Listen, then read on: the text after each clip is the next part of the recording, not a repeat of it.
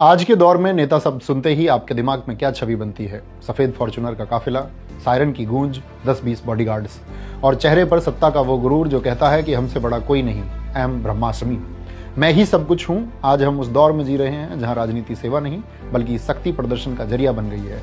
रैलियों में भीड़ तो बहुत है, पर उस भीड़ में लोगों का विवेक कहीं खो गया है।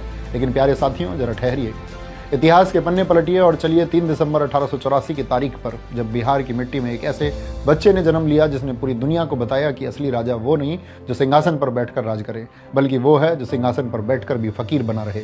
मैं बात कर रहा हूँ देश रत्न डॉक्टर राजेंद्र प्रसाद जी की। डॉक्टर राजेंद्र प्रसाद जी ऐसे व्यक्ति थे जिसकी एग्जाम कॉपी चेक करते समय परीक्षक ने उनकी कॉपी में लिखा था, the examinee is better than the examiner, यानी परीक्षार्थी परीक्षक से कहीं ज्यादा ज्ञानी है। डॉक्टर राजेंद्र प्रसाद जी इतने मेधावी और टैलेंटेड थे कि उन्होंने कलकत्ता यूनिवर्सिटी के एंट्रेंस एग्जाम में टॉप किया था, जिसके लिए उन्हें उस जमाने में 30 रुपये प्रति माह की स्कॉलरशिप मिलती थी। उन्होंने लॉ में मास्टर्स किया और वहाँ भी गोल्ड मेडल हासिल किया। पढ़ाई में तो उनका कोई मुकाबला नहीं था। वे चाहते तो अंग्रेजों की गुलामी करके करोड़ों कमा सकते थे, ऐसो आराम की जिंदगी जी सकते थे, लेकिन उन्होंने क्या चुना? लाठियाँ खाना, जेल जाना, किसानों के हक के लिए लड़ना और चंपारण की धूल फाँकना। और सबसे बड़ी बात जो आज के नेताओं को कांटों की तरह चुभेगी कि जब राजेंद्र प्रसाद जी राष्ट्रपति बने तो उनका वेतन तय हुआ 10,000 रुपये प्रति माह। उस जमाने में यह बहुत बड़ी रकम थी, लेकिन इस संत राष्ट्रपति ने क्या कहा जानते हैं? उन्होंने कहा, मेरी ज़रूरतें इतनी नहीं है कि मुझे इतना पैसा चाहिए। उन्होंने अपनी मर्जी से केवल वेतन का 50% यानी कि 5,000 रुपये प्रति माह लिया और अपना कार्यकाल खत्म होते होते सिर्फ 2500 यानी कि 25% वेतन लिया। और साथियों, वो सिर्फ सादगी की मूर्त नहीं थे बल्कि एक मजबूत रीढ़ वाले राष्ट्रपति भी थे। राजेंद्र प्रसाद जी ने कई बार सरकार से अलग हटकर फैसले लिए, चाहे वो सोमनाथ मंदिर के पुनर्निर्माण और उद्घाटन पर जाने का फैसला हो या फिर हिंदू कोड बिल पर अपनी बेबाक राय रखना हो। उन्होंने हमेशा यह साबित किया कि राष्ट्रपति संविधान का रक्षक होता है, सरकार का सेवक नहीं।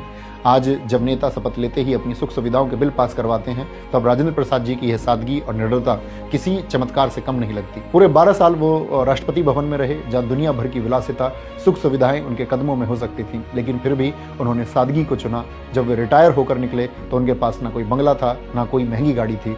वो रिटायरमेंट के बाद सीधे पटना के सदाकत आश्रम गए। एक सीलन भरा कमरा, टूटी हुई खाट और फटे हुए मौजे, यही थी भारत के पहले राष्ट्रपति की कुल जमा पूंजी। और आज 3 दिसंबर उनके जन्मदिन पर मेरा सवाल देश के उन युवा और लोगों से है जो नेताओं की गाड़ियों के पीछे भागते हैं, नेताओं के बहकावे में आकर सोशल मीडिया पर अंधभक्त बनकर धर्म जात पात के नाम पर अपने भाई बंधु को गालियां देते हैं। इस देश में जो जितना बड़ा भ्रष्टाचार करे वो उतना बड़ा नेता होता है। याद रख लेना, इतिहास गाड़ियों के मॉडल और बंगलों का साइज नहीं याद रखता है, इतिहास चरित्र याद रखता है। राजेंद्र प्रसाद जी के पास दौलत नहीं थी, लेकिन उनके पास नैतिकता थी। और जिस दिन इस देश का युवा नेताओं में दौलत के बजाय नैतिकता ढूंढना शुरू कर देगा, उनसे सवाल पूछना शुरू कर देगा, यकीन